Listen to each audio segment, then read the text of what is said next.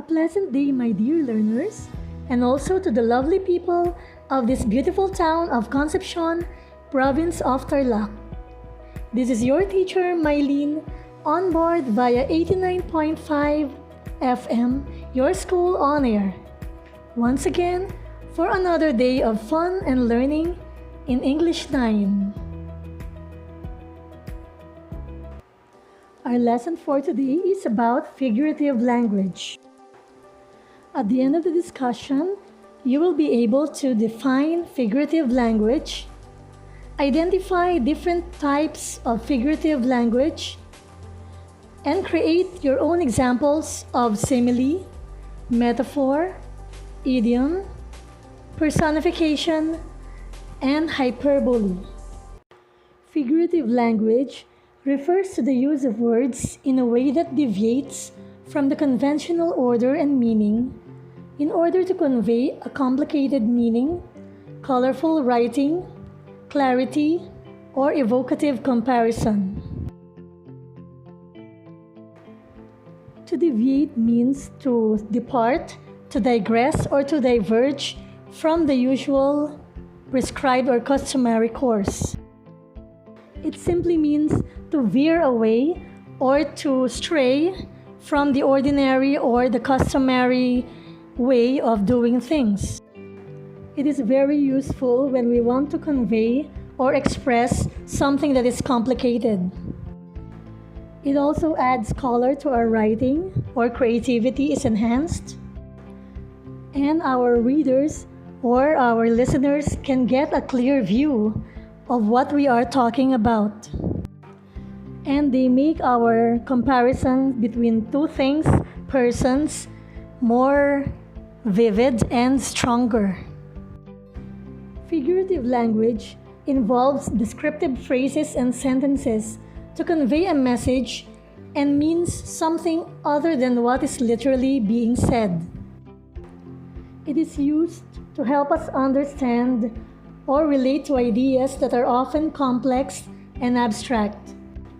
Its creative use of words is used to build imagery, to deepen our understanding, and help us provide power to words by utilizing different emotional, visual, and sensory connections.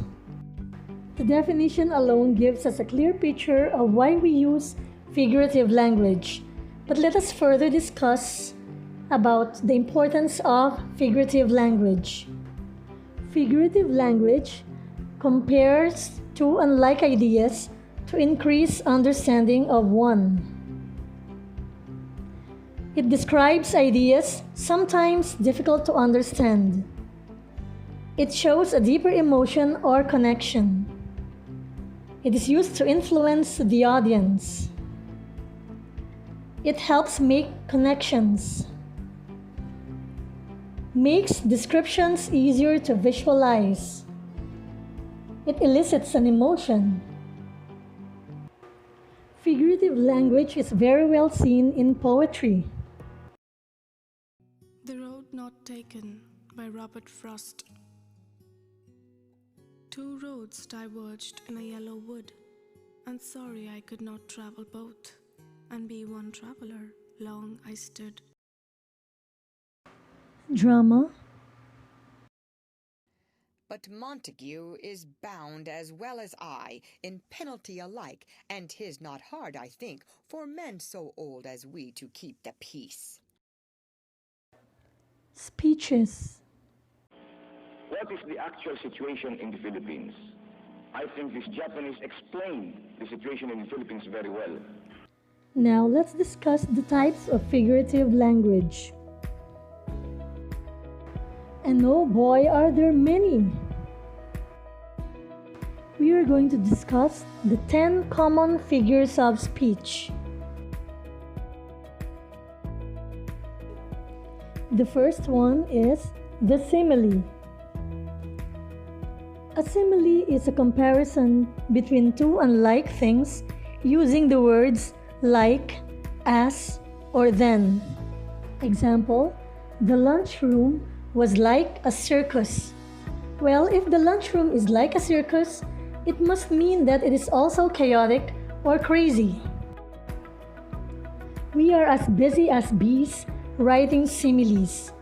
A person who is hardworking, on the go, and totally full of activity is often compared to a bee.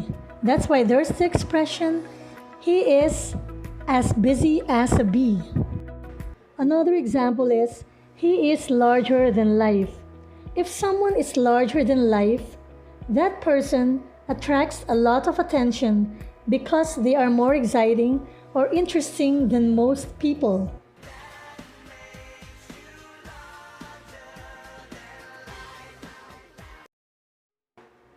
The second type of figures of speech is, you guessed it, metaphor. A metaphor is a direct comparison without using the comparative words like or as. An example is, she is a walking dictionary, to describe a person who has a lot of vocabulary or word skills. Or a lady who is at the receiving end of love and affection is often told, she is the apple of my eye. But if a person is cold-hearted or does not feel love, someone can say, her heart is a cold iron. Another way to put it is, she has a heart of stone. Or in our own language, there's even a song about it, right? Pusong Bato.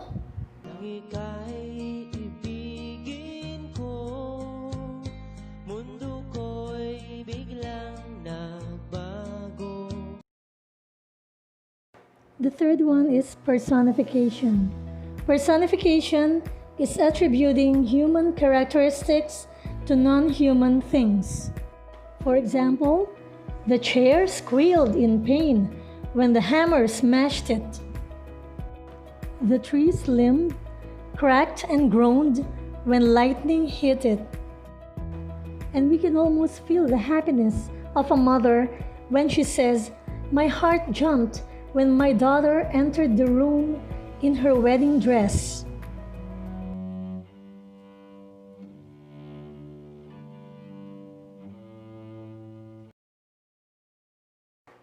The fourth type of figures of speech is onomatopoeia. It is the use of descriptive words that sound or mimic the noise they are describing. The onomatopoeic words are the ones in red fonts, like the water splashed all over the top of the car. Splashed is the onomatopoeic word, which mimics the sound of the water splashing on top of a surface.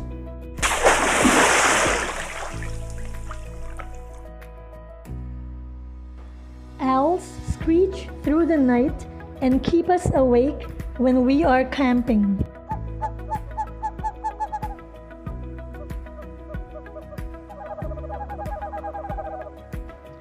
My stomach grumbled in hunger as we entered the restaurant.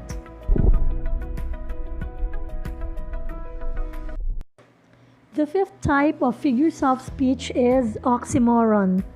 An oxymoron is a description using two opposite ideas to create an effective description. The format is often an adjective preceded by a noun. Consider the following example in the sentence, my father's thoughtless idea landed him in the middle of the lake without a life jacket. Notice the word in red font, thoughtless, and the one in blue, idea. These two ideas are opposing, and the word thoughtless is actually an oxymoron to the word idea, because we all know that an idea is a product of our thoughts.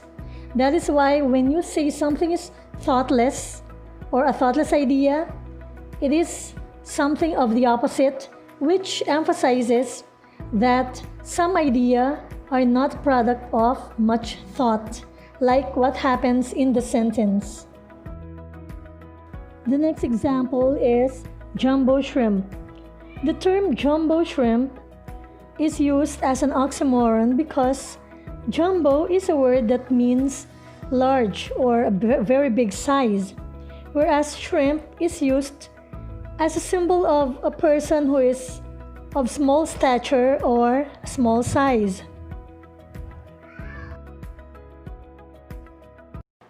Another example of an oxymoron is in the sentence, "The loud silence of night keeps him awake." Loud, as we know, literally means something that has a big sound or strong sound, whereas silence is the opposite of loudness. So the loud, which is an adjective to describe the noun silence, is an oxymoron.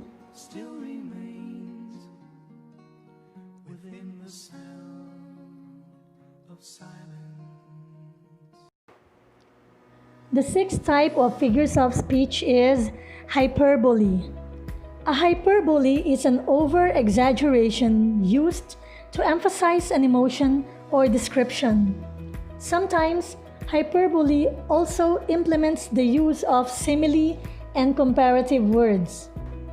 Example, "I am so hungry, I would eat dirt right now." It is a hyperbole because the hunger is so severe that he expressed, or the person expressed, that he would actually eat dirt, which is not really going to happen, but it's just an expression to exaggerate or prove a point. Another example is, "My brother is taller than a skyscraper."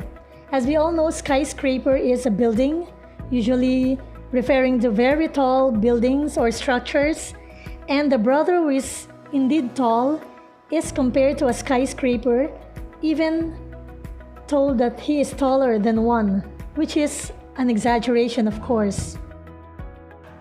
Another example of a hyperbole is in the sentence, "Racing through the day was a marathon run for me." It simply says that a mother who has a lot of activities to do at home can be compared to a marathon runner who runs a very long course in a running event. The seventh type of figures of speech are litotes. Litotes are figures of speech that use understatement to make a point. It is often sarcastic in tone. The statement is affirmed by negating the opposite. The litotes is often regarded as an understatement to make a point, which means that the statement is affirmed or agreed upon by presenting the negative idea or the opposite. That's why the litotes is considered sarcastic, or sometimes it is also seen as an irony. An example of a statement that is regarded as a litotes is, "I can't say I disagree with what you're saying," which essentially means, "I agree with what you're saying." When someone says that his dog is not the friendliest, it just means that the dog cannot be played with, so beware of that dog. And the last example of a litotes is, "He's not even a little tired after staying up all night watching television." This sentence is a bit sarcastic because it actually says he's not even a little tired after watching television all night, when the real meaning is he's really, really tired after staying up all night watching television.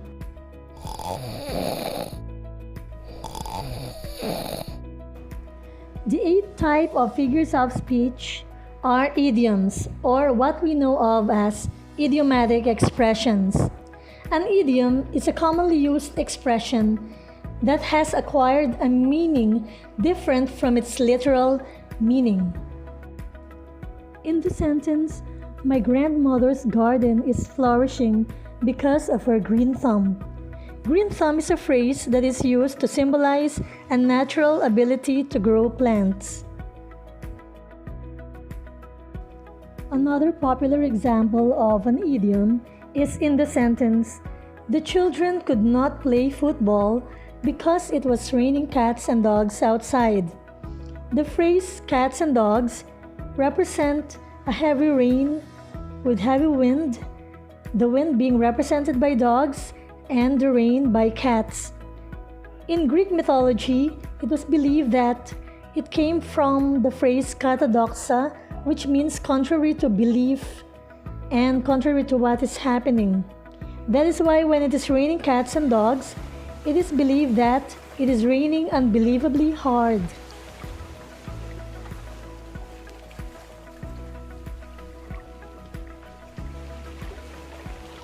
Another example of an idiom is play your cards right. In the sentence, you must play your cards right to win at the game of life. It simply means making use of your best potentials to succeed in everything that you do in life. Another type of figures of speech is alliteration. Alliteration is the repetition of the same consonant sound at the start of one or more words near one another. It is often used to emphasize an emotion or reveal a stronger description. Example: the pitter-patter of paws echoed down the hallway and woke me from my slumber. The alliteration is in the phrase pitter-patter of paws, which describes the sound made by the paws of an animal walking down a hallway, like a bear perhaps. And notice the sound of p or p is repeated in the alliteration. The babble of babies bring joy to my ears. Notice the repetition or the repeated sound of b or b in the babble of babies. The sentence, old creaking crates carry ages of dust within them and are about to burst open. The alliteration, creaking crates, emphasizes the frailty or the weakness of the old crates because of the sound they made, which is coincidentally spelled with the letter C, hence the sound k, creaking. So creaking crates emphasizes the point that the crates are quite old and are quite weak from ages of dust. And the last type of figures of speech is allusion. An allusion is a reference to a well-known person, place, thing, or event of historical, cultural, or literary merit. It requires the audience to use their background knowledge to understand the meaning of the allusion. In the sentence, you stole the forbidden fruit when you took his candy. Forbidden fruit is an allusion to a story in the Bible, which is a name given to the fruit growing in the Garden of Eden, which God commands mankind not to eat. In the Bible narrative, Adam and Eve eat the fruit from the tree of knowledge of good and evil and are exiled from Eden. So in the sentence given, you stole the forbidden fruit when you took his candy, it actually means that no one is allowed to partake in his candy. That's why the candy is represented by the forbidden fruit. In the example, she was Helen of Troy of the class and made all the boys fight. In classical mythology, the most beautiful woman in the world, a daughter of Zeus by Leda, her abduction by Paris led to the Trojan War. So her face was the face that launched 1,000 ships, which led the entire Greek army to sail to Troy to get her back. The expression Helen of Troy is used to emphasize the fact that she is the most beautiful girl in class and made all the boys fight to get her attention. If a face could launch 1,000 ships, then where am I to go? Why is the use of figurative language important? Understanding figurative language increases reading comprehension. Figurative language makes communication poetic and beautiful. Abstract ideas and concepts become clearer with figurative language. It enhances our creativity in writing. Speaking of creativity, now it's your turn to create. Write 5 examples of the following types of figures of speech: simile, metaphor, hyperbole, personification, and idiom. Be prepared to explain in class your examples. Good luck! There you have it, my dear learners. It's been a fun and rewarding experience being with you today. Now I leave you with a quote by a famous author, Deepak Chopra. It says, "Language creates reality. Words have power. Speak always to create joy." I look forward to being with you next time in our lesson, same time, same day, on English 9 here on 89.5, your school on air. Thank you very much and have a great day.